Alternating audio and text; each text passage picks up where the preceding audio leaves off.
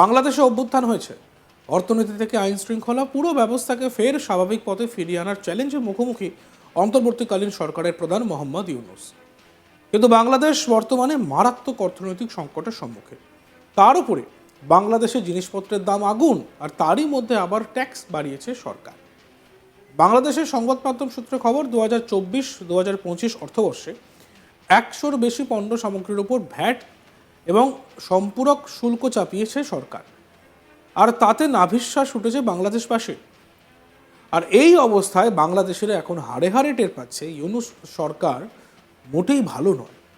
চেয়ারে বসার আগে দেশবাসীর জন্য কত কিনাই করবেন বলে বড় বড় প্রতিশ্রুতি দিয়েছিলেন, আর এখন দিনের পর দিন ট্যাক্স বাড়িয়ে চলেছেন। জিনিসপত্রের এত দাম যে দুমুঠো খাবার খরচ জোগাড় করাটাই সমস্যা হয়ে দাঁড়িয়েছে। নিজের রূপ দেখাতে শুরু করেছেন ইউনূস। বাংলাদেশের এক প্রতিবেদনে বলা হয়েছে, একাধিক পণ্যের উপর দাম বাড়ার সম্ভাবনা আছে, যেমন বিস্কুট, ওষুধ, ফলের রস, নেশার জিনিস, মিষ্টি, চশমার ফ্রেম সহ একাধিক পণ্য এই তালিকায় রয়েছে। আর এতে করে বিপদে পড়েছে বাংলাদেশের আমজনতা। খরচ বেড়েছে মোবাইলেরও। জানা গিয়েছে সেখানে ইন্টারনেটের খরচও বাড়তে চলেছে। বাড়তে পারে জামা কাপড়ের দাম, তাতে অতিরিক্ত ট্যাক্স চাপাতে চলেছে ইউনূস সরকার। খাওয়া দাওয়ার ওপরে ট্যাক্স বসছে, ইন্টারনেটের দাম বাড়বে।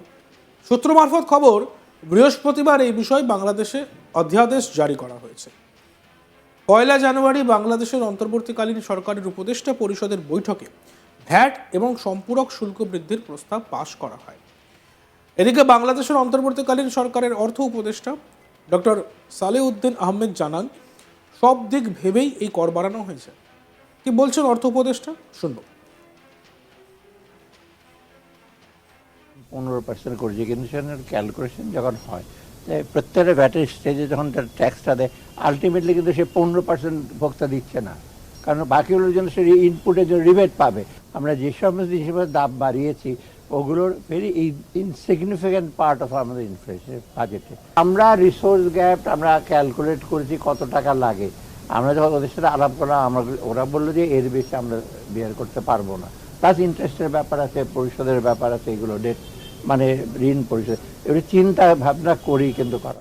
অর্থনীতিতে মোটামুটি তো আমার অর্থনীতি একটু স্ট্রং তো হয়েছে, স্টেবিলাইজেশন, ব্যাংকিং সেক্টরে কিছু শৃঙ্খলা ফিরে আসছে, এবং বাংলাদেশ ব্যাংক চেষ্টা করছে কিছু কিছু দুর্বল ব্যাংকে যাতে অ্যাটলিস্ট ডিপোজিটারদের ইন্টারেস্ট লিকুইডিটি পায়। আপনি দেখলেন তো 22,000 কোটি টাকা দেওয়া হয়েছে।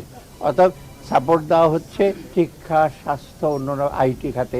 আমরা কোনো অ্যালোকেশন কমাবো না।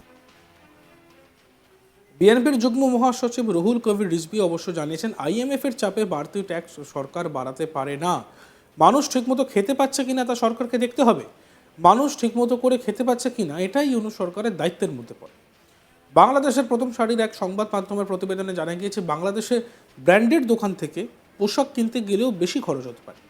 সমস্ত ধরনের রেস্তোরাঁর বিলের উপর ভ্যাট 1 লাফে 10% বাড়িয়ে দেওয়া হয়েছে।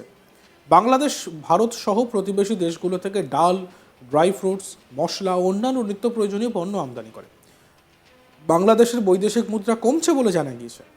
কেন্দ্রীয় ব্যাংক অনুযায়ী বাংলাদেশের বৈদেশিক মুদ্রা রিজার্ভ 31 জুলাই $20 বিলিয়ন ছিল, যা 1 মাস আগের $21 বিলিয়ন থেকে কমেছে।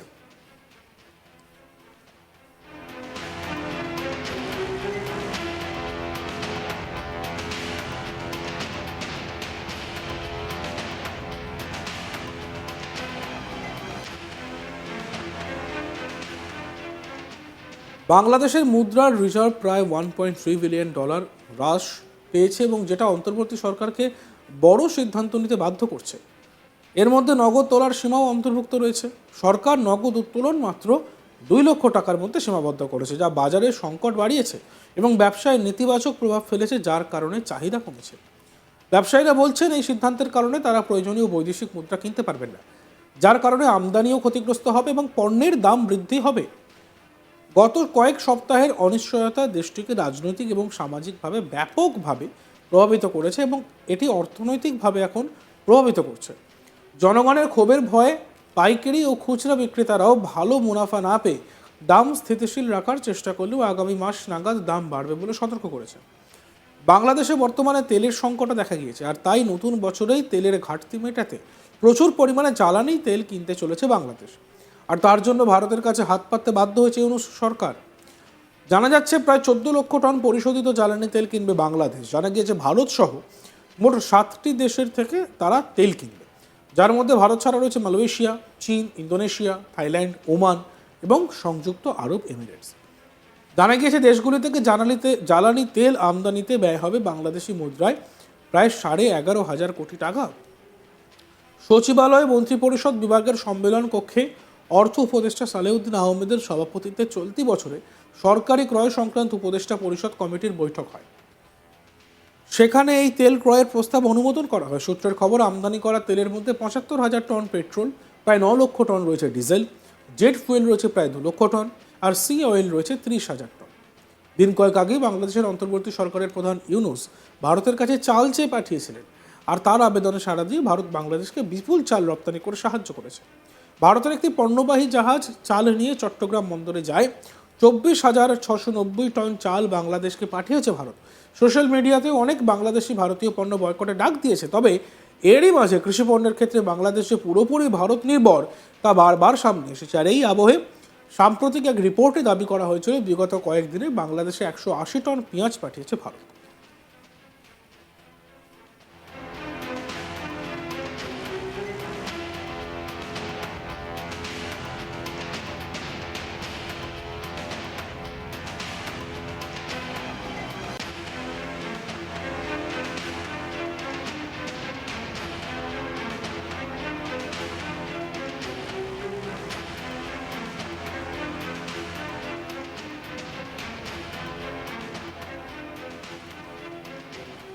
জানা গিয়েছে বাংলাদেশে ইন্টারনেটে খরচও বাড়তে পারে জামা কাপড়ের দাম। তাতে অতিরিক্ত ট্যাক্স চাপাতে চলেছে ইউনূস সরকার। খাওয়া দাওয়ার উপরে ট্যাক্স বসছে, ইন্টারনেটের দাম বাড়বে। সূত্র মারফত খবর, বৃহস্পতিবার এই বিষয়ে বাংলাদেশে অধ্যাদেশ জারি করা হয়েছে। 1 জানুয়ারি বাংলাদেশের অন্তর্বর্তী সরকারের উপদেষ্টা পরিষদের বৈঠকে ভ্যাট এবং সম্পূরক শুল্ক বৃদ্ধির প্রস্তাব পাশ হয়।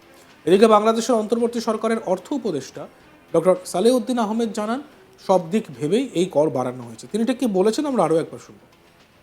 15% করেছে, কিন্তু সেখানে ক্যালকুলেশন যখন হয়, তাই প্রত্যেকটা ভ্যাটের স্টেজে যখন তার ট্যাক্সটা দেয়, আলটিমেটলি কিন্তু সে 15% ভোক্তা দিচ্ছে না, কারণ বাকিগুলোর জন্য সে ইনপুটের জন্য রিবেট পাবে। আমরা যে সমস্ত জিনিসের দাম বাড়িয়েছি ওগুলোর ভেরি ইনসিগনিফিক্যান্ট পার্ট অফ আমাদের ইনফ্লেশন বাজেটে। আমরা রিসোর্স গ্যাপ আমরা ক্যালকুলেট করেছি কত টাকা লাগে। আমরা যখন ওদের সাথে আলাপ করলাম, ওরা বললো যে এর বেশি আমরা বিয়ার করতে পারবো না। প্লাস ইন্টারেস্টের ব্যাপার আছে, পরিশোধের ব্যাপার আছে, এগুলো ডেট মানে ঋণ পরিশোধ, এগুলো চিন্তা ভাবনা করি কিন্তু করা। দেখতে থাকুন আজ তাক বাংলা। আমাদের চ্যানেলটিকে অবশ্যই সাবস্ক্রাইব করবেন। আমাদের ভিডিওসগুলো ভালো লাগলে লাইক করবেন, কমেন্টস করবেন, শেয়ার করবেন।